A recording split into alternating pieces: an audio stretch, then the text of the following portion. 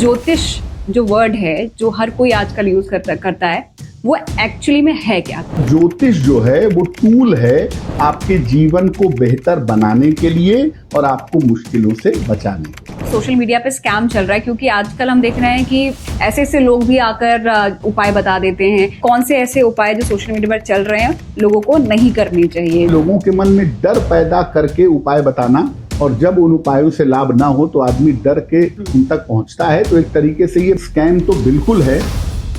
बिना सोचे समझे ग्रहों का उपाय मत करिए, बिना सोचे समझे मंदिर में उल्टी सीधी चीजें मत अर्पित करिए। मैं हनुमान जी के मंदिर में गया, कम से कम वहां 10 दर्जन माचिस रखी हुई थी। अब हनुमान जी उस माचिस का क्या करेंगे भगवान ही जाने। और अगर आप उल्टे सीधे उपाय करेंगे तो इसका असर आपकी जिंदगी पर जरूर पड़ेगा। जब कोई भी ज्योतिषी बन रहा है, मेहनत नहीं करता, उसका मूल्य नहीं समझता, तो ज्योतिष का धीरे धीरे डाउनफॉल भी होता है। पहले जमाने में 20 फ्लोर 25 फ्लोर की बिल्डिंगें होती ही नहीं थी, क्योंकि जो तरंगे हैं, वाइब्रेशन है, वो जमीन से पैदा होते हैं, डायरेक्शन के ऊपर असर डालते हैं। खाना खाते समय और खाना बनाते समय आपका चेहरा साउथ डायरेक्शन में नहीं होना चाहिए, क्योंकि दक्षिण दिशा जो है वो मृत्यु के बाद की दिशा है, पितरों और पूर्वजों की दिशा है।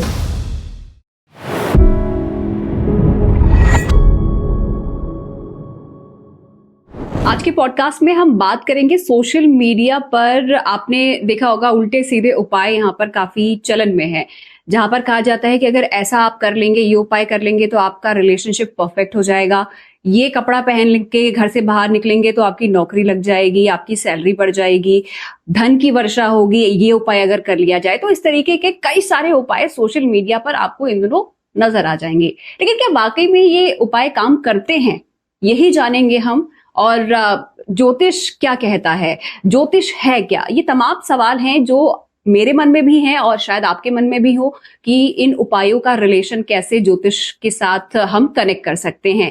ये बताने के लिए मेरे साथ इस पॉडकास्ट में है जाने माने ज्योतिषाचार्य पंडित शैलेंद्र पांडे जी। बहुत बहुत स्वागत है पंडित जी आपका हमारे इस पॉडकास्ट में। नमस्कार। तो उल्टे सीधे उपायों की हम बात कर रहे हैं, उस पर आगे आएंगे, लेकिन उससे पहले ये समझना मुझे लगता है ज्यादा इंपॉर्टेंट है कि ज्योतिष जो वर्ड है जो हर कोई आजकल यूज करता है वो एक्चुअली में है क्या? क्या है ज्योतिष? बिल्कुल, देखिए, जब किसी बच्चे का जन्म होता है तो आकाश में, ब्रह्मांड में जो प्लेनेट की पोजीशन होती है उसके शरीर में, उसके जीवन में, उसके मन में सेट हो जाती है, और बाकी का उसका जीवन उन्हीं ग्रहों के उतार चढ़ाव के हिसाब से चलता रहता है।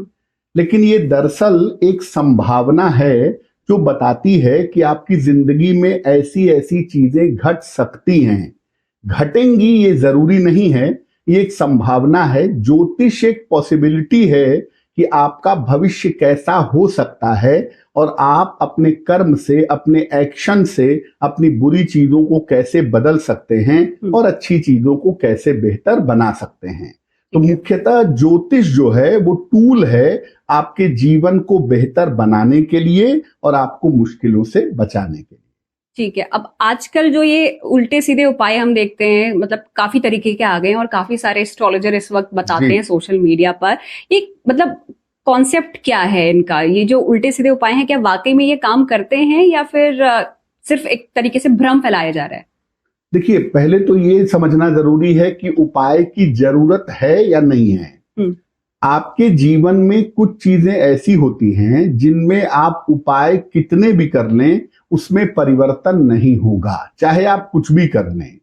और कुछ चीजें ऐसी होती हैं जिनमें थोड़े बहुत उपाय करके, प्रार्थना करके, पूजा करके आप चीजों को बदल सकते हैं। जैसे आपको जिंदगी में जितनी आर्थिक स्टेबिलिटी, जितना पैसा आपकी कुंडली में अलॉटेड है वो उतना ही रहेगा, चाहे आप कुछ भी कर लीजिए। आप लक्ष्मी माँ के अनंत मंत्र जप लीजिए, लेकिन वो बढ़ने घटने वाला नहीं है। दूसरी बात, मृत्यु या कोई भयानक घटना ये ऑलमोस्ट फिक्स होती है, इसको भी आप उपायों से नहीं बदल सकते। जो छोटी छोटी चीजें हैं, जैसे आपको नौकरी में दिक्कतें आ रही हैं, आपने उपाय कर लिया, दिक्कतें कम हो जाएंगी। आप बार बार बीमार पड़ रहे हैं, आपने उपाय कर लिया, कंपैरेटिवली आप स्वस्थ हो जाएंगे। या आपको मानसिक तनाव, मानसिक चिंताएं बहुत रहती हैं, आप डिप्रेशन में बहुत रहते हैं, आप उपाय कर लेंगे, वो प्रॉब्लम कम हो जाएगी। लेकिन हर चीज उपाय से नहीं बदली जा सकती, ये बात समझ लीजिए। क्योंकि आप ये सोचते हैं कि हम उपाय करके पूरी जिंदगी बदल देंगे, तो ऐसा संभव नहीं है। कुछ ही चीजों पर उपाय करने से बदलाव हो सकता है। तो ये उपाय के बारे में हम जानना चाह रहे हैं कि उपाय किस तरीके के होते हैं, क्योंकि आजकल तो मतलब ऐसे ऐसे उपाय आते हैं कि आप ये कपड़ा पहन के चले जाओ तो आपकी नौकरी लग जाएगी, या अच्छा हो जाएगा आपके साथ, या इस बार को इस तरीके के कपड़े इस रंग के वो पहनने चाहिए। तो मतलब कॉन्सेप्ट क्या है? नॉर्मल उपाय से कैसे मतलब अलग होते हैं जो ये उल्टे सीधे जो चलन में चल रहे हैं इस वक्त उपाय? देखिए, उपायों को कहने में जो प्रॉब्लम है, जो ज्योतिषी या तथाकथित ज्योतिषी जो उपाय बताते हैं, जनता बिना तर्क के, बिना लॉजिक के उनको मान लेती है। जैसे बीच में एक उपाय चला था कि मंगलवार को हनुमान जी के मंदिर में माचिस चढ़ाया जाए।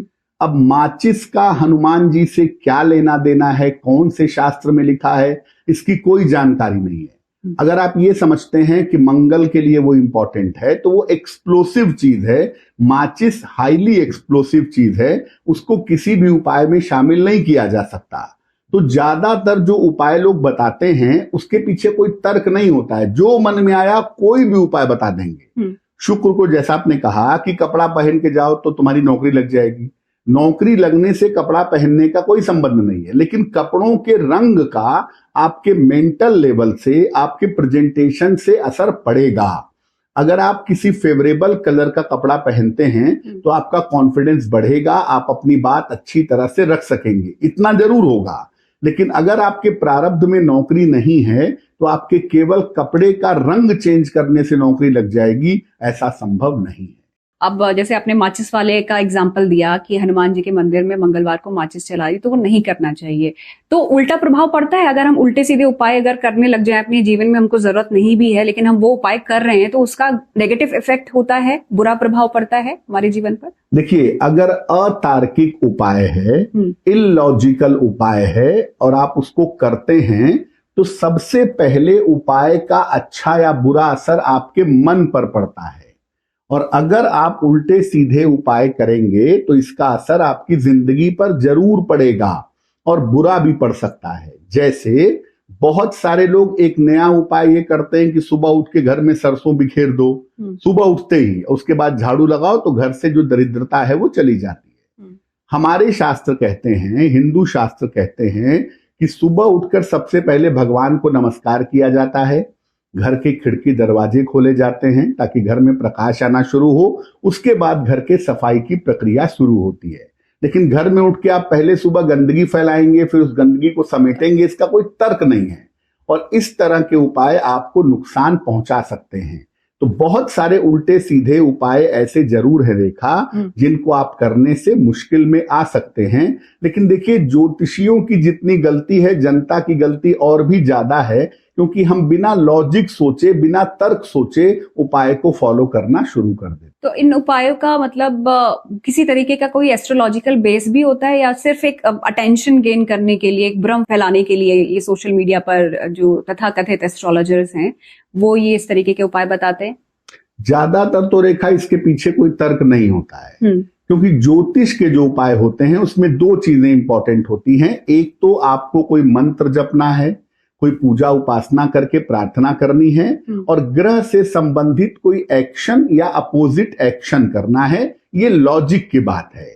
लेकिन बाकी जो उपाय आजकल बताए जाते हैं वो तमाम उपाय अपने मन से जो समझ में आया बता दिया, लोग उसको करना शुरू कर दिए। जैसा आपने कहा कि वो अटेंशन सीकिंग का एक तरीका है।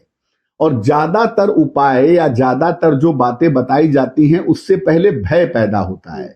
तो एक तरह से एक मार्केटिंग स्ट्रेटजी है, पहले लोगों के मन में डर पैदा करो और डर पैदा करके उपाय बताओ, और जब उनको उपाय से लाभ ना हो तो वो आप तक पहुंचे और आपको उसका बेनिफिट हो।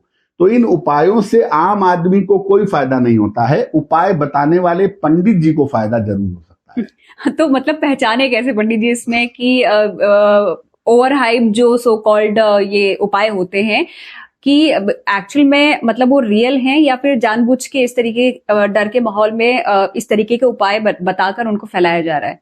पहचान कैसे करें कि सही उपाय है या गलत उपाय है? देखा, तर्क, लॉजिक, विवेक, बुद्धि, आप अपने विवेक का प्रयोग करिए। हम आपको कहें कि आप 1 किलो चावल बहते पानी में हर मंडे को प्रवाहित करिए चंद्रमा के उपाय के लिए। 1 किलो चावल आप पानी में बहाएंगे, उससे पानी को क्या होगा? अन्न बर्बाद होगा। लॉजिकल बात है, उस अन्न का किसी को फायदा नहीं होगा। बजाय इसके चंद्रमा का उपाय करने के लिए आप 1 किलो चावल किसी गरीब आदमी को दान कर दीजिए, किसी निर्धन को दे दीजिए, उससे चंद्रमा ज्यादा बेहतर होगा। तो आपको ये समझना होगा कि जो उपाय आप करने जा रहे हैं या जो उपाय आप कर रहे हैं उसके पीछे वास्तव में कोई तर्क है या नहीं है। जैसे शुक्र का एक उपाय कुछ दिनों पहले मैंने देखा था कि किसी ने कहा कि भाई आप विशेष तरह की मिट्टी ले लीजिए, मुल्तानी मिट्टी और बेसन और दही ले लीजिए और शरीर के जितने भी प्राइवेट पार्ट्स हैं वहां लगाइए, उससे शुक्र आपका बेहतर हो जाएगा। अब शुक्र का इससे क्या लेना देना है? शुक्र को बेहतर करने के बड़े सारे सरल उपाय किताबों में बताए गए हैं। रेखा, शास्त्र बहुत आसानी से कहता है कि शुक्र कनेक्ट करता है लक्ष्मी जी से, तो आप लक्ष्मी जी की पूजा करना सजेस्ट करो। शुक्र कनेक्ट करता है महिलाओं का सम्मान करने से, महिलाओं का सम्मान करो। रोज स्नान करिए, साफ सफाई से रहिए। तो ये सब उपाय करने से शुक्र बेहतर हो जाएगा। प्राइवेट पार्ट पे दही लगाने से और मुल्तानी मिट्टी लगाने से शुक्र का कोई लेना देना नहीं है, लेकिन लोग इन उपायों को करते हैं क्योंकि इन उपायों में तुरंत उनको लगता है फायदा हो जाएगा। ओवर हाइप्ड करके उपाय बताए जाते हैं कि आपने आज ऐसा किया, कल से आपके शुक्र की स्थिति बहुत अच्छी हो जाएगी। तो मतलब डर का फायदा उठाया जा रहा है और इस तरीके के उपायों को प्रमोट किया जा रहा है। कहीं ना कहीं मुझे लगता है, जैसा आपने बोला कि जनता की भी प्रॉब्लम है कि हम देखते हैं और फिर वही चीजें करने लगते हैं, तो हम भी इन्फ्लुएंस तो हो ही रहे हैं ना कहीं उल्टे सीधे उपाय, या हमारे अंदर वो डर भय पैदा किया जा रहा है। तो कोई ऐसा उपाय आपके मतलब जहन में हो या आपने देखा हो कभी जो मतलब सबसे कहें बुरा या फिर डर फैलाने वाला या सबसे पॉपुलर जो ट्रेंड किया हो उपाय सोशल मीडिया पर, ज्योतिषी उपाय? एक उपाय तो यही कि हनुमान जी को माचिस चढ़ाओ। मैं हनुमान जी के मंदिर में गया, कम से कम वहां 10 दर्जन माचिस रखी हुई थी। अब हनुमान जी उस माचिस का क्या करेंगे भगवान ही जाने, और उस माचिस का क्या इस्तेमाल ज्योतिष में होगा ये पता नहीं है। माचिस का उपाय बहुत ट्रेंड किया। दूसरा उपाय जो बहुत ट्रेंड किया वो ये था कि सुबह उठ के घर में सरसों बिखेर दीजिए और झाड़ू लगाइए, इससे आपके घर में संपन्नता आएगी। तीसरा उपाय ये था कि दही लगाइए प्राइवेट पार्ट्स पर, शरीर के जोड़ों पर, इससे शुक्र मजबूत होगा। ये सब उपाय बहुत ट्रेंड किए। जो प्रैक्टिकल उपाय हैं, जो ज्योतिष के वास्तविक उपाय हैं, वो कोई बताता ही नहीं है और लोग उसको जानना चाहते भी नहीं है क्योंकि उसमें मेहनत लगती है, थोड़ा उसमें एफर्ट करना पड़ता है। तो जिन उपायों में एफर्ट करना पड़ेगा, मेहनत करनी पड़ेगी, तमीज तहजीब से, पवित्रता से रहना पड़ेगा, वो उपाय आम जनता मानना ही नहीं चाहती है। तो वैदिक ज्योतिष में कोई रेफरेंस है इस चीज का, मतलब जो उपाय है? देखिए, वैदिक ज्योतिष में अलग से तो कोई ऐसा रेफरेंस नहीं है। रत्नों की बात की गई है बृहद संहिता में, और बाद में बहुत सारे ऐसे विद्वान हुए जैसे डॉक्टर सुरेश चंद्र मिश्रा ने बाकायदा उपायों पर किताबें लिखी हैं वैदिक ज्योतिष को इंक्लूड करते हुए। उस उपायों को आप कर सकते हैं। जैसे एक बहुत सरल सा उपाय है जो शायद हम सब बचपन से अपने घरों में देखते आ रहे हैं, सूर्य को जल चढ़ाना। बहुत आसान सी बात है, लगता है बहुत छोटी सी बात है, क्या होगा इससे? सूर्य को जल चढ़ाना एक ऐसा तरीका है कि अगर आप उगते हुए सूर्य को रोज जल चढ़ाएं तो आपके 9 के 9 ग्रह मजबूत हो जाते हैं, 1-2 नहीं। दूसरा, सामान्य स्वास्थ्य की समस्याओं से आप बच जाते हैं। जीवन में जिस भी क्षेत्र में आप काम करते हो, आप रिक्शा चलाते हो या कंपनी के सीईओ हो, अगर आप सूर्य की रेगुलर उपासना करते हैं तो अपने क्षेत्र में आप टॉप पर पहुंच जाएंगे। बहुत आसान उपाय है। और रेखा, ये जानकर आश्चर्य होगा कि 90% लोग ये जानते ही नहीं कि सूर्य को जल चढ़ाना कैसे चाहिए, उसका तरीका क्या है, उसका सिस्टम क्या है। अगर सिस्टम के साथ, विधि विधान के साथ केवल सूर्य को जल चढ़ाया जाए तो आपको बहुत सारे उपाय करने की जरूरत नहीं पड़ेगी, क्योंकि एक अचूक उपाय यही है अपने आप में। तो इसको करे कैसे पंडित जी, थोड़ा ये भी बता दीजिए, क्योंकि कोई टाइमिंग होती है कि इस टाइम से पहले जल चढ़ाना है या उसके बाद नहीं चढ़ाना है, और किस तरीके से कोई मंत्र के साथ चढ़ाना होता है? देखिए, सबसे अच्छा तरीका तो यह है कि सूर्य जब उग रहा हो तब आप नहा करके सूर्य को जल चढ़ाइए, क्योंकि सूर्य को आप उस समय देख पाएंगे, लाल होता है सूर्य, आप क्लियरली अपनी आंखों से देख पाएंगे। जल चढ़ाने का बेस्ट टाइम वही होता है। और क्या करते हैं कि लोटे को अपने सर के ऊपर ले जाते हैं और जब जल गिरता है उस जल के बीच में से सूर्य को देखने का प्रयास करते हैं, तो सूर्य की किरणें उस जल को क्रॉस करती हुई आपके शरीर में प्रवेश कर जाती हैं। अब मान लिया कि आप सूर्योदय के समय जल नहीं चढ़ा पाते, तो भी पहले पहर के अंदर यानी 9 बजे के अंदर भी अगर आप जल चढ़ा दें तो उससे भी आपको फायदा होगा। फायदा ये होता है, जैसा प्रिज्म का सिद्धांत साइंस का कहता है कि जब प्रिज्म में से सूर्य की किरण गुजरती है तो 7 रंगों में कन्वर्ट हो जाती है। तो जब पानी के बीच से सूर्य की किरण आती है तो वो 7 कलर में कन्वर्ट होती है, और ये 7 कलर वही हैं जो ज्योतिष के 7 ग्रह हैं, क्योंकि राहु केतु का कोई अस्तित्व नहीं होता। तो मेनली 7 ग्रह हैं, उनके 7 कलर आपकी बॉडी एब्जॉर्व कर लेती है और उन 7 ग्रहों में जहां जैसी जिसकी कमी होती है उसको बिल्कुल बैलेंस कर देती है।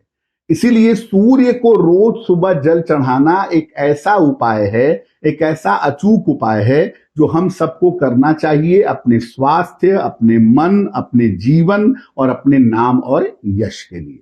सूर्य को जल तो हर कोई चढ़ा देता है, लेकिन जो बाकी उपाय किसी भी तरीके के हम एग्जाम्पल ले लेते हैं, वो कुंडली बेस्ड होते हैं, राशि बेस्ड होते हैं, या फिर कोई भी कर सकता है? जो जनरल आजकल जो उपाय चल रहे हैं सोशल मीडिया पर, देखा 2 तरह के उपाय होते हैं। एक तो कुंडली बेस्ड होते हैं, जैसे किसी की कुंडली में हमने देखा कि उसका विवाह नहीं हो पा रहा है, बृहस्पति की वजह से विवाह नहीं हो रहा है, तो हम बृहस्पति को बैलेंस करने के उपाय करेंगे, वो स्पेसिफिक उसी आदमी के ऊपर अप्लीकेबल होंगे। लेकिन अब विवाह किसी का नहीं हो रहा है, उसके जनरल उपाय भी हैं।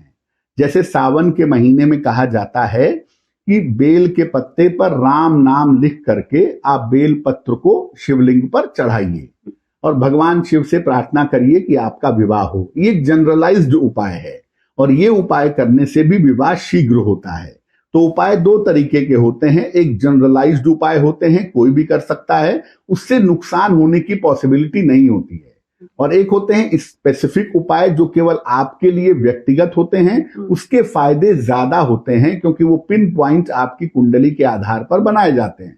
लेकिन जो उपाय हम सोशल मीडिया पर देखते हैं, ज्यादातर वो उपाय जनरलाइज्ड होते हैं, क्योंकि कुंडली देखकर वहां बता पाना संभव नहीं होता है, तो लोग ज्यादातर जनरलाइज्ड उपाय बताते हैं। जैसे लोग कहते हैं कि कर्जा बहुत हो गया है तो ये उपाय कर लो, तो जितने लोगों के ऊपर कर्जा है सब वो उपाय नहीं कर सकते, क्योंकि उसमें प्रॉब्लम ये है कि आपके ऊपर कर्जा किस तरीके का है। आपके माता पिता से आपको कर्जा मिला है, आपने खुद कर्जा लिया है, या आप प्रॉपर्टी के अगेंस्ट कर्जा लिए हैं, या आपको उधार लेने की आदत है, बहुत सारी चीजें उसमें होती हैं। तो बेसिकली जनरलाइज्ड उपाय में सिर्फ इतना है कि नुकसान आपको नहीं होगा, लेकिन हर आदमी को फायदा होगा ये भी जरूरी नहीं है।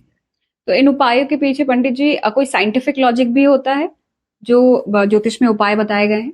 देखिए, जो ज्योतिष के उपाय हैं, जो वास्तविक उपाय हैं, उसमें 99% 2 चीजें आपको कही जाएंगी। पहली, पूजा और प्रार्थना, क्योंकि प्रार्थना से आप अपना प्रारब्ध बदल सकते हैं।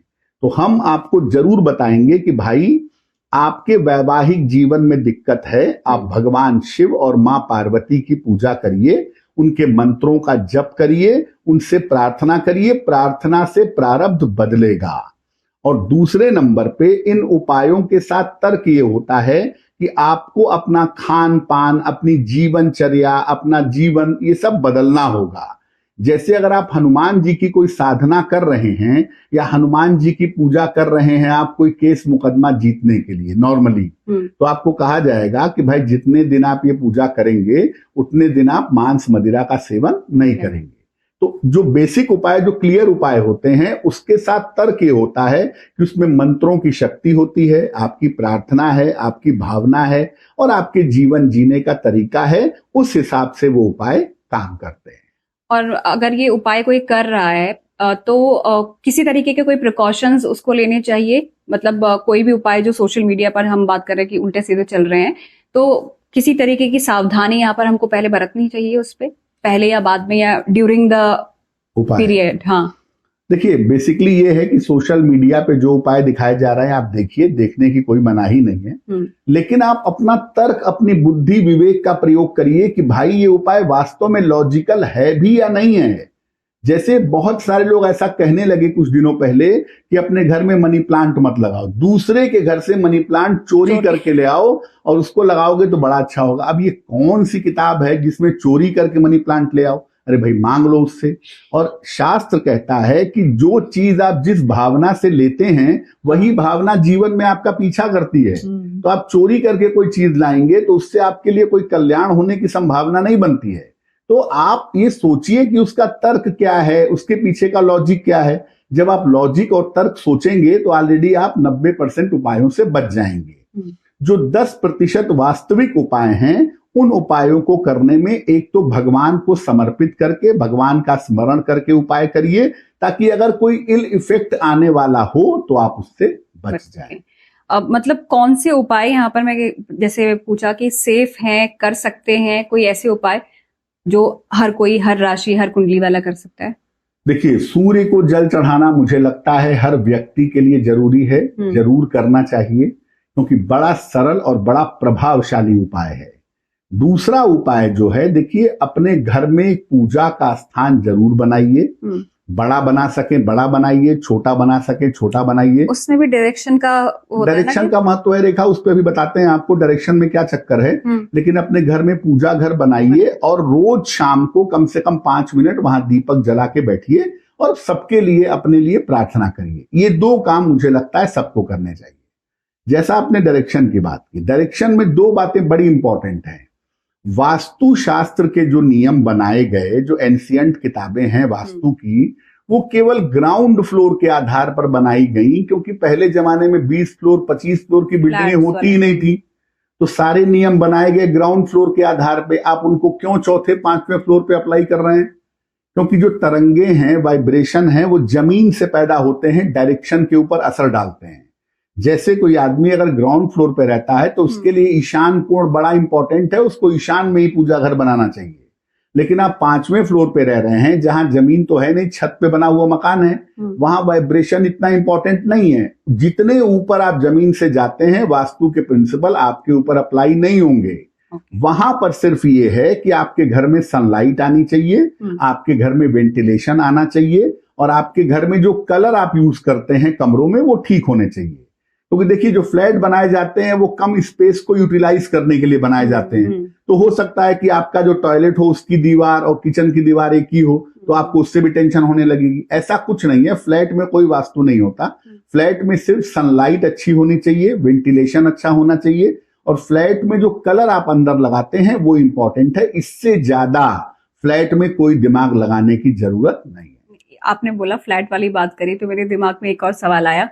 वो कहते हैं ना, अग्नि और पानी साथ साथ नहीं होना चाहिए। तो बहुत सारे किचन्स में ऐसा होता है कि भाई आपका सिंक भी वही है एक ही स्लैब पे, और आपकी जो गैस है वो भी वही है।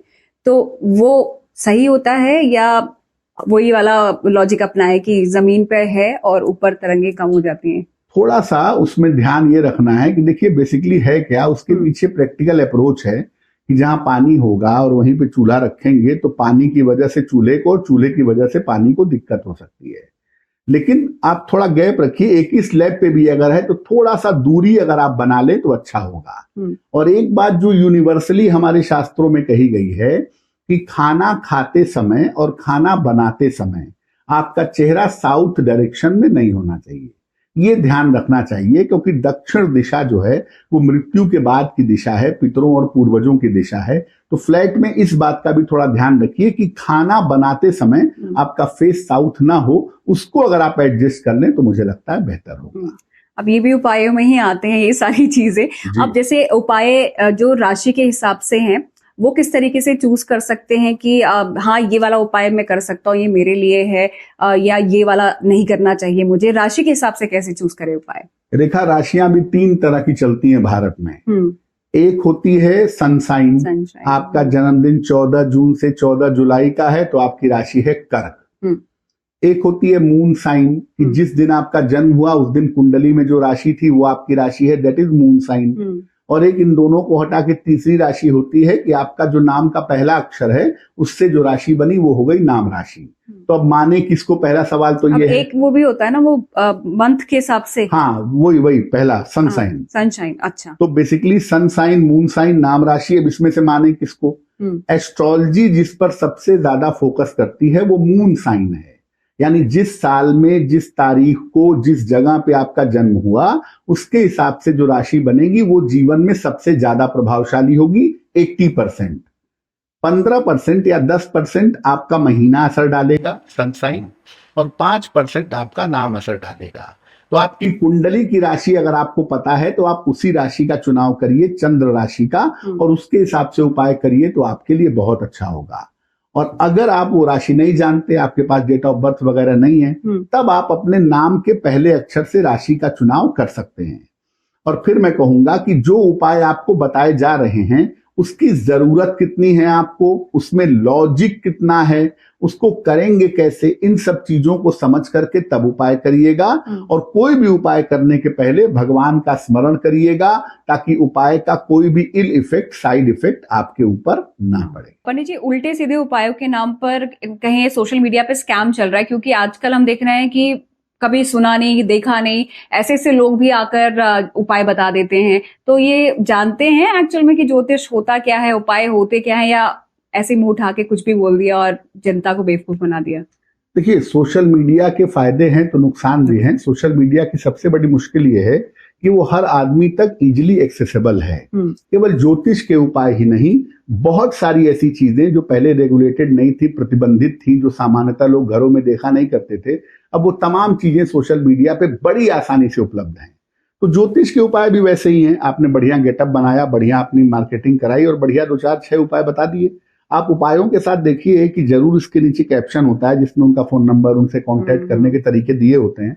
तो जैसा आप कह रही हैं वो एक तरह का स्कैम ही है, क्योंकि लोगों के मन में डर पैदा करके उपाय बताना, और जब उन उपायों से लाभ ना हो तो आदमी डर के से ड्राइव होकर, डर के वशीभूत होकर उन तक पहुंचता है। तो एक तरीके से ये मनी एक्सट्रैक्शन का भी तरीका है और एक स्कैम तो बिल्कुल है जिस पर कोई भी रेगुलेशन फिलहाल नहीं है। अब हम अभी बात कर रहे थे कि कुंडली, अगर मैं अपनी सपोज कुंडली आपके पास लेकर आई और मैंने आपको दिखाई, तो एक ज्योतिष को कुंडली देखने में या उसके बारे में बताने में कितना टाइम यहाँ पर लगता है मिनिमम? क्योंकि कई सारे लोग ऐसे भी हैं कि मैंने दिखा दी कुंडली और तुरंत उन्होंने बता दिया। एक बेसिक टाइम कितना लगता है, और क्या क्या चीजें यहाँ पर होती हैं जो एक ज्योतिष को बतानी चाहिए या फिर नहीं बतानी चाहिए? वो डूज एंड डोंट वाली बात आ गई कि क्या करना चाहिए, क्या नहीं करना चाहिए। देखिए रेखा, जब कंप्यूटर नहीं थे तब बहुत समय लगता था कुंडली देखने में और बनाने और बताने में। अब तो आपने कंप्यूटर पे सेटिंग कर ली है तो एक स्क्रीन पर आपको बहुत सारे चक्र या बहुत सारे चार्ट दिख जाते हैं। तो एक साथ आप लग्न भी देख लिए, चंद्र भी देख लिए, नवमांश भी देख लिए, अष्टक वर्ग भी देख लिए। तो मिनिमम भी फिर भी मैं कहूंगा कि एक कुंडली देखने में किसी आदमी के आपको 10-15 मिनट तो लगेंगे ही उसको फोकस करके किसी सवाल का जवाब निकालने में। जहां तक उपाय बताने की बात है, आपको उपाय बताते समय ये भी देखना होगा कि इसको तो फायदा पहुंचा रहा है उपाय, लेकिन ऐसा ना हो कि इसके पत्नी को नुकसान पहुंचा दे, इसके बच्चे को पहुंचा दे, या इसके परिवार पे या प्रोफेशन पे असर पड़ जाए। तो उपाय के साथ ये भी देखना पड़ेगा कि उसका कोई साइड इफेक्ट तो नहीं है। तीसरा, जैसा आपने कहा कि देखिए डूज एंड डोंट्स होते हैं। जैसे आपने किसी की कुंडली देखी और आपको दिख रहा है कि इसकी उम्र कम है, इसकी एज में दिक्कत है, तो आप उसको डायरेक्टली नहीं कह सकते कि तुम्हारी आयु कम है। आप सिर्फ ये कह सकते हैं कि भाई ये जो समय है, ये जो पीरियड है आपका 24 से 26 साल का, इसमें अपने स्वास्थ्य का ध्यान रखो और एक बार उस समय पर बताना तो कोई पूजा पाठ, कोई उपाय करवाने की कोशिश करेंगे। लेकिन डायरेक्टली आपको कोई भी ज्योतिषी आपकी आयु के बारे में नहीं बताएगा। अगर आयु बहुत कम है तो एक इशारा कर सकता है, और आयु अच्छी है तो भी एक इंडिकेशन दे देगा कि हाँ भाई 70+ तुम्हारी उम्र होगी। आयु के बारे में नॉर्मली ज्योतिषी आपको इंडिकेट नहीं करेंगे। लेकिन अगर कोई खुद से पूछ रहा है तो भी एक इशारा कर सकते हैं। एग्जैक्टली बताना मुश्किल है। और रेखा, अगर किसी की आयु आप एग्जैक्टली निकालना चाहते हैं तो उसके भी प्रोसीजर हमारे पास उपलब्ध है ज्योतिष में, लेकिन उसमें टाइम लगेगा कैलकुलेशन में। उस कैलकुलेशन को करके लगभग आप साल और महीने तक पहुंच जाएंगे कि 63 साल 6 महीना, 63 साल 9 महीना आपकी उम्र होगी। इतने तक निकाला जा सकता है बड़ी आसानी से मेहनत करके। लेकिन यूजुअली लोग आयु पे नहीं जाते हैं। और जैसे मान लो कोई बहुत बड़ी दुर्घटना घटने वाली है तो उसके लिए भी इंडिकेट किया जाता है कि भाई अप्रैल 2026 से नवंबर 2026 के बीच में चोट चपेट लग सकती है, तो आप हनुमान जी की पूजा करिए, आप शनिदेव की पूजा करिए, आप गाड़ी सावधानी से चलाइए। लेकिन आप ये नहीं कह सकते कि भाई इस समय में तुम्हारी भयंकर दुर्घटना होगी, तुम अस्पताल में पहुंच जाओगे, बेडरिडन हो जाओगे। तो कहने को अगर कोई निगेटिव बात भी है और आपको बतानी भी है तो उसको कहने का एक तरीका है, एक सिस्टम है, उसी तरीके से वो बात कही जा सकती है। अब आपने ये डूज एंड डोंट वाली बात आई, एक कोड ऑफ कंडक्ट जैसे हर किसी प्रोफाइल का होता है, तो ज्योतिष में भी ऐसा होता है कि किसी तरीके का एक मतलब आपको चीजें हैं वो इस तरीके से ही करनी है, उसका एक कोड है? देखिए, जैसे डॉक्टर्स का कोड ऑफ कंडक्ट होता है, वकीलों का होता है, बाकायदा डिग्री के समय उनसे सिग्नेचर करवाए जाते हैं। पुलिस वालों का भी होता है। चक्कर ये है कि ज्योतिष की कोई रेगुलेटरी अथॉरिटी नहीं है भारत में। जैसे मेडिकल काउंसिल है या वकीलों के लिए बार काउंसिल है, उसी तरह से ज्योतिष की कोई काउंसिल नहीं है, कोई रेगुलेटिंग अथॉरिटी नहीं है। तो लोग किताबों से पढ़ के, इंटरनेट से पढ़ के, यूट्यूब से पढ़ के भी ज्योतिषी बन जाते हैं। और जब वो ज्योतिषी बन जाते हैं किसी भी तरीके से, तो उनको पता ही नहीं होता कि ज्योतिष कितनी मूल्यवान विद्या है और कितनी इसकी टर्म्स एंड कंडीशन है। बाकायदा किताबों में लिखा हुआ है कि ज्योतिष होने की शर्त क्या क्या है। वराहमिहिर ने बहुत स्पष्ट लिखा है कि ज्योतिषी कौन हो सकता है, किसके अंदर ये गुण होने चाहिए। तो जैसा आपने कहा वो बिल्कुल सही है। ज्योतिषी होने का भी कोड ऑफ कंडक्ट है, ज्योतिषी होने के भी नियम हैं कि आप सात्विक होंगे, आप पवित्र होंगे, आप महिलाओं के साथ बहुत सहृदय रहेंगे, पवित्र दृष्टि रखेंगे, कोई भेदभाव पक्षपात नहीं करेंगे, निर्धन की भी सहायता करेंगे, दूसरों को डरा कर बहका करके पैसा एक्सट्रैक्ट करने का प्रयास नहीं करेंगे। बहुत सारी चीजें हैं।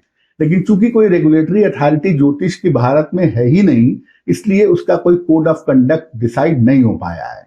और चूंकि कोड ऑफ कंडक्ट नहीं है, कोई परीक्षा आपको पास नहीं करनी है ज्योतिषी बनने के लिए, इस चक्कर में कोई भी ज्योतिषी बन रहा है। और जब कोई भी ज्योतिषी बन रहा है, मेहनत नहीं करता, उसका मूल्य नहीं समझता, तो ज्योतिष का धीरे धीरे डाउनफॉल भी हो रहा है।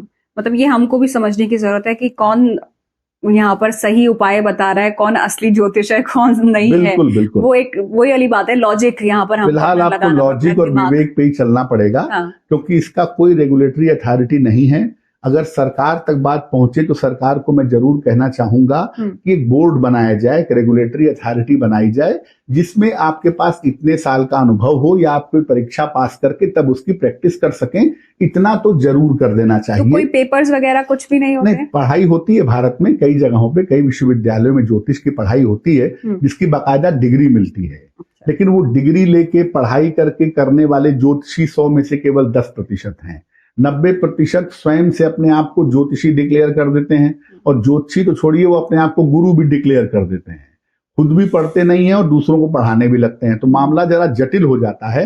लेकिन अगर सरकार इसको थोड़ा रेगुलेट करे, कंट्रोल करे, तो मुझे लगता है बहुत हद तक इसको ठीक किया जा सकता है। तो क्या एक ज्योतिष अपनी कुंडली भी खुद देख सकता है और मतलब जैसे प्रेडिक्ट करते हैं और उपाय बताते हैं, तो वो क्या आप अपनी खुद की कुंडली के साथ भी कर सकते हैं? देखिए, कुंडली तो ज्योतिषी अपनी भी देख सकता है रेखा, लेकिन अपनी कुंडली देखने में लॉजिक काम नहीं करता है। या तो सब बुरा दिखने लगता है या तो सब अच्छा दिखने लगता है।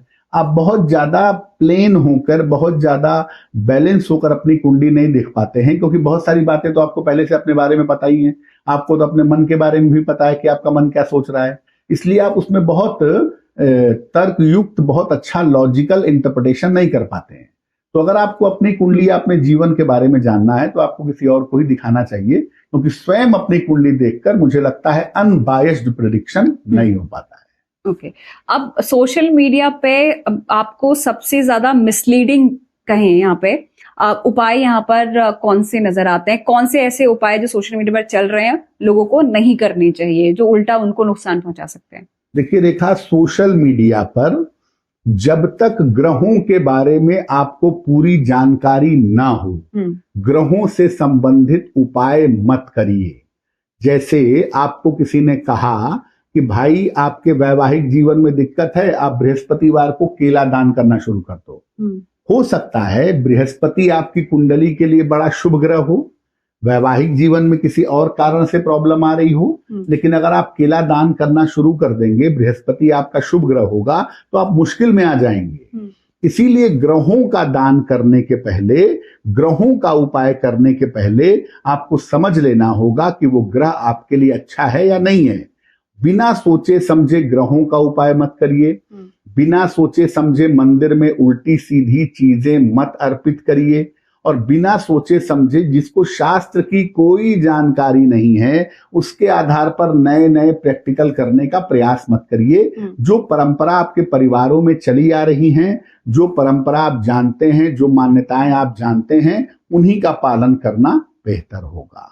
पंडित जी, बचपन से देख रहे हैं अखबारों में, या वो एक टाइम पे रूपायन वगैरह जिस तरीके की जो मैगजीन आती है वीकली, इनमें भी आपका ना वो राशिफल लिखा होता है, या फिर या फिर आज के उपाय क्या वो जेनरिक होते हैं या मतलब सबके लिए हैं, या फिर और क्या वो असरदार होते हैं, मतलब रेलिवेंट होते हैं, मतलब मैं उससे रिलेट कर सकती हूँ कि हाँ मेरे साथ आज ऐसा ही होने वाला है? देखिए, अखबारों में जो राशियों के आधार पर बताया जाता है आज का भविष्यफल, या टेलीविजन पे बताया जाता है कि मेष राशि के लिए आज ऐसी ऐसी स्थिति है, तो दैनिक राशिफल अखबारों में या टेलीविजन पे जो बताया जाता है वो बड़ा जेनरिक होता है। वो बेसिकली उस दिन के चंद्रमा की पोजीशन से संबंध रखता है। अगर चंद्रमा की पोजीशन अच्छी है तो हम कहते हैं कि भाई आज का दिन बेहतर होगा, धन का लाभ होगा, परिवार में उन्नति होगी, मांगलिक कार्य होगा। चंद्रमा की पोजीशन खराब होती है तो हम कहते हैं कि भाई आज तनाव रहेगा, स्वास्थ्य बिगड़ सकता है, ऑफिस में विवाद हो सकता है।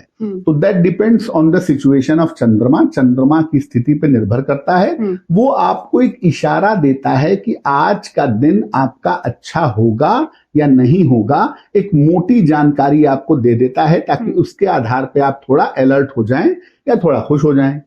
दूसरा ये है कि जैसे मैंने उसमें एक ट्रेंड में परिवर्तन किया था कि भाई देखो, राशियां हो सकता है कि आपके साथ मैच ना करती हूं, तो हम क्या करते हैं कि राशियों को एक नंबर देते हैं कि आपको हमने नंबर दिया 70%, तो आज 100 में से 70% आपका भाग्य अच्छा है, यानी मोटे तौर पे आपका भाग्य अच्छा है, दिन आपका बढ़िया रहेगा। और अगर 100 में से 60% नंबर दिया तो आज का दिन बहुत अच्छा नहीं है, आपको बड़ी मेहनत करनी पड़ेगी। हो सकता है 100 में 90% का भाग्य हो जाए, तो 90% का मतलब दिन बहुत अच्छा है, आपको ज्यादा कुछ करने की जरूरत नहीं है, जीवन आपका बढ़िया चलेगा। तो परसेंटेज की कैटेगरी के आधार पे भी आप समझ सकते हैं कि आपका दिन अच्छा है, मध्यम है या बेकार है, या उस राशिफल को देख के आप अनुमान लगा सकते हैं कि आज का दिन कैसा जाने वाला है आपका, क्या एक संभावना है। वो केवल एक पॉसिबिलिटी है, वैसा ही होगा उस दिन ये जरूरी नहीं है, लेकिन अगर अच्छा लिखा है तो इसका मतलब ये है कि आज का दिन अच्छा होने की संभावना ज्यादा है, और अगर बुरा लिखा है तो इसका मतलब कि आज के दिन आपको सावधानी ज्यादा रखनी पड़ेगी। मतलब वो रिलेटेबल होते हैं, आप उससे रिलेट कर सकते हो, और इसीलिए मेरे को लगता है कि लोग देखकर सुबह जाते भी हैं भाई, बिल्कुल वही देखते हैं कि आज राशि देख लेते हैं या पेपर में पढ़ लेते हैं कैसा दिन जाएगा। चलिए ये हो गया। अब जो ऐप बेस्ड यहाँ पर कई सारी वो आ गई हैं, साइट्स आ गई हैं जो आपकी कुंडली बनाती हैं, या फिर कंप्यूटर पे डाल के भी आप अपनी कुंडली देख सकते हो, वो कितनी सही होती हैं, मतलब एक्यूरेट होती हैं, या फिर उसमें भी ऐसा 50-50 वाला हिसाब रहता है? देखिए, ऐप जो कुंडली बनाता है या कंप्यूटर के सॉफ्टवेयर जो कुंडली बनाते हैं, ज्यादातर वो कुंडलियां ठीक बनती हैं। लेकिन अगर आपको हाथ से कुंडली बनाना नहीं आता है, या आपने कभी हाथ से कुंडली नहीं बनाई है, आपको किताबों से पंचांग से कुंडली बनाना नहीं आता है, तो अगर कंप्यूटर गलती करेगा या ऐप गलती करेंगे तो आप उसे पकड़ नहीं पाएंगे। जैसे किसी ग्रह की मैक्सिमम डिग्री होती है 30, तो ग्रह ज्यादा से ज्यादा मूव कर सकता है 29 डिग्री 59 मिनट तक, उसके बाद वो 30वें पे जीरो हो जाएगा।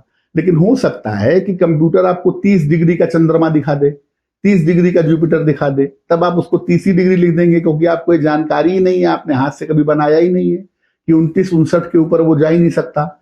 इसीलिए जो लोग हाथ से कुंडली बनाना जानते हैं पंचांग की सहायता से, जब वो कंप्यूटर पे काम करते हैं, जब वो ऐप पे काम करते हैं, तो वो पकड़ लेते हैं कि ऐप कहां पे गलत बता रहा है। जैसे राहु केतु की पोजीशन को लेके कैलकुलेशन में बहुत गड़बड़ियां होती है, बहुत ज्यादा, क्योंकि राहु केतु की 2 पोजीशन होती है, ट्रू राहु और मीन राहु। कुछ लोग राहु का मीन पोजीशन लेते हैं, कुछ लोग ट्रू पोजीशन लेते हैं। अब आपने कुंडली देखी, आपको पता ही नहीं है कि राहु ट्रू है कि मीन है, तो आप भविष्यवाणी करेंगे, काफी चीजें गलत हो जाएंगी। लेकिन अगर आप कैलकुलेशन जानते हैं तो आप कुंडली देखने के साथ जान जाएंगे कि राहु केतु की प्लेसमेंट कैसी है, ट्रू है या मीन है, और राहु केतु स्टैग्नेंट तो नहीं है, उसके हिसाब से आप भविष्यवाणी कर देंगे। तो देखिए, कंप्यूटर और ऐप की सहायता से भी आप अच्छा ज्योतिष कर सकते हैं, कुंडली अच्छी बना सकते हैं, लेकिन आपको बेसिक कैलकुलेशन पता होना चाहिए, क्योंकि अगर आपको बेसिक कैलकुलेशन नहीं पता होगा तो वो है तो मशीन ही, वो गलती कर सकती है, और तब आपके लिए बहुत मुश्किल हो सकती है। वहां पर क्या होता है, हम जैसे नॉर्मल जो लोग हैं वो भी अपनी डेट ऑफ बर्थ, प्लेस वगैरह डालते हैं और वो दिखा देता है पूरा, हालांकि हमें पता नहीं होता है कि कौन सी चीज किससे रिलेट करती है, कैसा है। तो वो कितना एक्यूरेट होता है जो वहां पर, मतलब पूरा चार्ट जो बनकर आ जाता है आपका, उसमें सब चीजें लिखी हुई आ जाती हैं? चार्ट तो एक्यूरेट होता है आमतौर पे रेखा, लेकिन जैसा मैंने पहले भी कहा कि आपको कैलकुलेशन की जानकारी होनी चाहिए, तो आप पकड़ लेंगे कि वो चक्र कितना सही बना है। एक प्रॉब्लम जो सबसे ज्यादा ऐप की वजह से आ रही है या कुंडली की वजह से आ रही है, वो आ रही है मैच मेकिंग की। लोग खुद ही लड़के लड़की की कुंडली मोबाइल पे मैच कर लेते हैं। अब वो कंप्यूटर बताता है रिजल्ट कि भाई लड़का मांगलिक है, लड़की मांगलिक नहीं है, शादी नहीं हो सकती।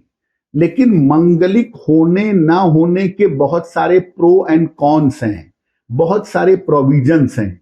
वो प्रोविजंस कंप्यूटर नहीं बताता है। तो हो सकता है कि लड़के की कुंडली मांगलिक दिख रही हो लेकिन मंगल अस्त हो, या उसके मंगल की प्लेसमेंट ऐसी हो जिसके मंगल की प्लेसमेंट का मंगल दोष से कोई लेना देना ही ना हो, या चंद्रमा की वजह से वो मांगलिक हो। तो आपके लिए ये तो आपने देख लिया कि रिजल्ट में लड़की मांगलिक है कि नहीं, लड़का मांगलिक है कि नहीं, ये मिल रही है कि नहीं, लेकिन उसके बाद भी आपको सामने दोनों की कुंडलियां रख करके खुद से एनालिसिस करना होगा। ये काम कंप्यूटर आपके लिए नहीं करेगा। तो अगर आपको ज्योतिष की बेसिक जानकारी नहीं है, आप बेसिक कैलकुलेशन नहीं जानते हैं, तो कंप्यूटर या ऐप से आपकी बहुत सहायता नहीं हो पाएगी।